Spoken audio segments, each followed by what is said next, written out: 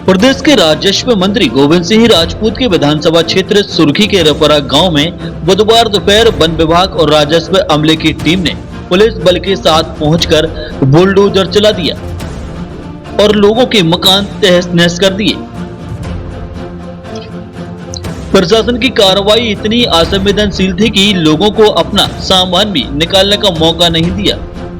ये बात जब पूर्व मुख्यमंत्री दिग्विजय सिंह को पता चली तो दिग्विजय सिंह आज रैपुरा गांव पहुंचे और उन्होंने पीड़ितों से मुलाकात की। दरअसल वन भूमि पर करीब 60 साल से काबिज 16 परिवारों को हटाने की कार्रवाई की गई थी, जिनमें से 6 परिवारों के ऐसे मकान हटाए गए जो प्रधानमंत्री आवास योजना के तहत बनाए गए थे। इस बात से नाराज होकर दिग्विजय सिंह गांव में ही धरने पर बैठ गए और जब कलेक्टर, एसपी और डीएफओ ने जाकर उनसे बातचीत की और उनकी मांगों को लेकर लिखित आश्वासन दिया, तब जाकर दिग्विजय सिंह ने धरना समाप्त किया और वह भोपाल की तरफ रुक कर गए। मैं मौके पर आया, लगभग 16 लोगों के मकान गिराए गए हैं, एक की सेंटरिंग तोड़ी गई है, 2 लोगों के दुकानें तोड़ी गई है।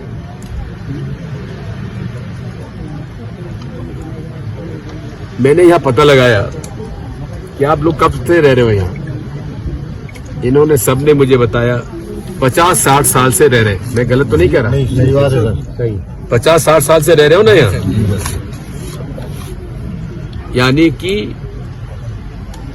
जो वन अधिकार अधिनियम 2005 में कांग्रेस पार्टी लाई, 2005-2006 में, उसके अंतर्गत वनों में रहने वाले लोगों को यदि उनकी जमीन पर वन भूमि पर कब्जा है तो उनको पट्टा, खेती का पट्टा दिया जाएगा। जो लोग रह रहे हैं उनको मकान बनाने का पट्टा दिया जाएगा।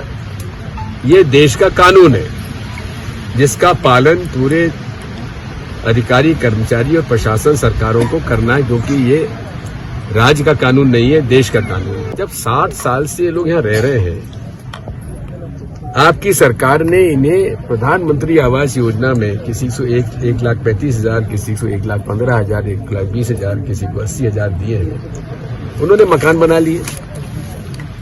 मकान बनाने में उनका घरू खर्चा भी होता है, क्योंकि 1.25 लाख 1.5 लाख में तो पक्का मकान बनता नहीं है।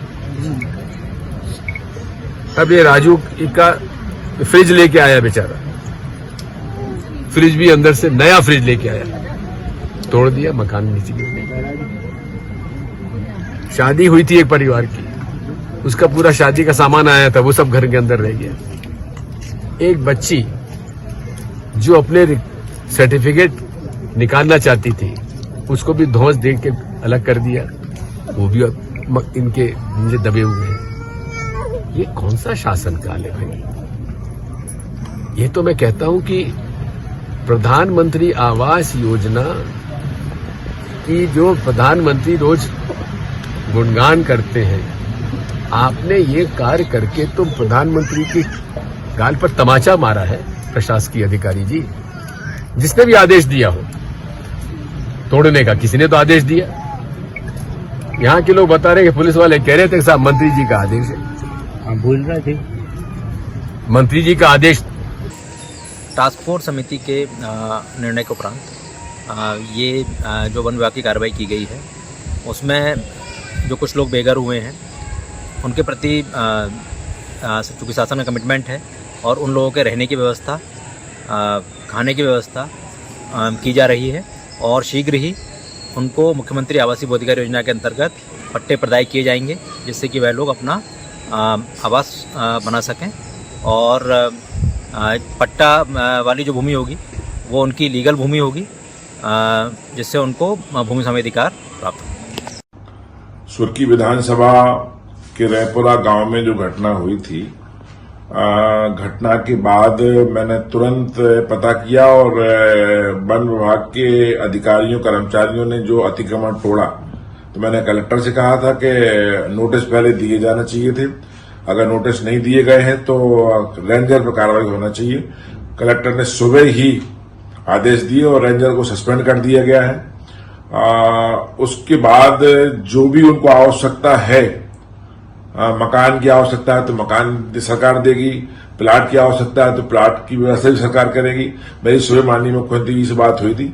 मुख्यमंत्री जी ने आश्वस्त किया था कि गरीबों के साथ ये सरकार हमेशा खड़ी है और सरकार हमेशा खड़ी रहेगी। सुरकी विधानसभा में माननीय दिग्विजय सिंह जी, मैं आपसे कहना चाहूंगा कि सुरकी विधानसभा में हम लोग जात पात की राजनीति नहीं करते। हमारी विधानसभा में दलित हो, सामान्य हो, पिछड़ा हो, हम सब लोग एक थाली में खाना खाते हैं, एक परिवार की तरह रहते हैं। आप ट्वीट जल्दी कर देते हैं, जल्दी पहुंच जाते हैं। मेरा आपसे निवेदन है कि दलितों के नाम पर राजनीति बंद करिए। सुरकी परिवार, सारा परिवार एक है, एक धागे की तरह हम लोग एक साथ रहते हैं, एक धागे की तरह पिरोए गए हैं।